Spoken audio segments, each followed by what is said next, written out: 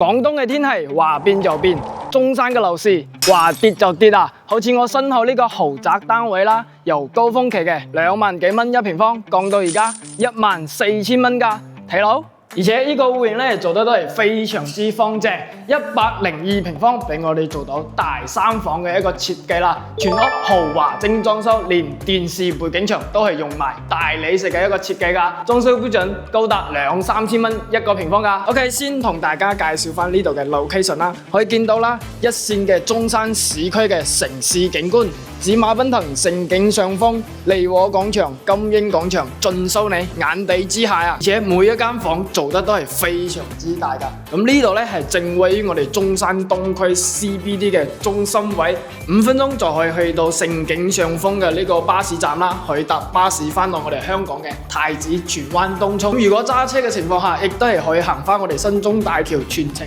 1個鐘頭多少少就可以翻到香港啦，交通非常之方便。咁周邊嘅配套亦都係非常之齊全㗎啦，去到我哋假日廣場、星禾 Coco City 同埋富益城咧，講緊都係10分鐘嘅一個時間就可以去到㗎啦。平時行街食飯睇戲，通通都係一站式可以解決到。如果你對生活質素有要求嘅咧，呢一套單位不妨都可以納入你嘅一個選擇範圍之內啊！150萬嘅總價就可以拎低呢一套102平方嘅單位啦。咁有興趣嘅朋友嗱嗱聲 call 我 send 翻啲詳細資料俾你睇睇啦。